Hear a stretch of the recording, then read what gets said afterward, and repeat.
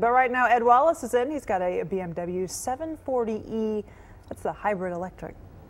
And as we were joking about earlier, Ed, if you have to ask how much, you can't afford it. No doubt about it, but you might be able to lease it, Tim.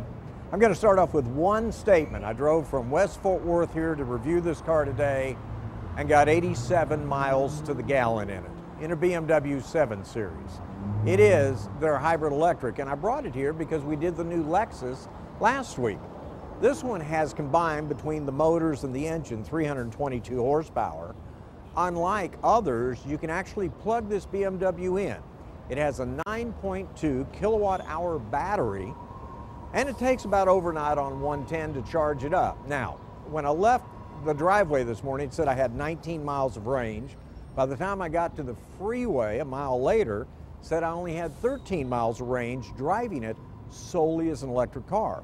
But guess what? I got all the way down to Arlington, which means I got 22 or 23 miles before it switches over into hybrid mode. Now,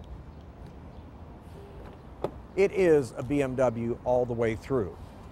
Even the technology on it. Remember, BMW first gave us the iDrive, which wasn't very popular at first, where you have a button in the center and you can change all these commands and controls on the car.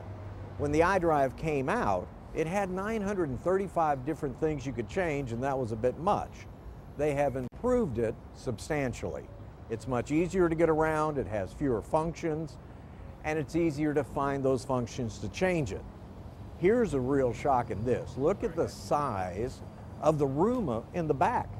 Now, unlike the Lexus that had a nice control for the back passenger, this one gives you cup holders, as it were, which is fine too, but the legroom size in it is absolutely amazing.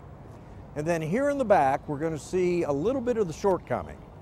A little bit smaller trunk here, although it's really wide in its opening.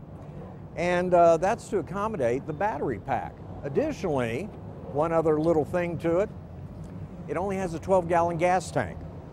So, I got 87 miles to the gallon coming over here. I won't get that going back because the battery's discharged. But driving it this week in town on the road, there are many times I was near 40 miles to the gallon, just operating as a hybrid. Here's the most surprising thing, and you could have knocked me over with a feather on this one. This car comes with a 2-liter, 4-cylinder engine in a $100,000 BMW. That's not what's surprising. There's no way that I could tell it wasn't a V8 or a big V6. And that's the biggest change this car's brought to market. A big limousine-sized sedan with a 4-cylinder engine, but it feels just like it had the biggest V8 the BMW ever had.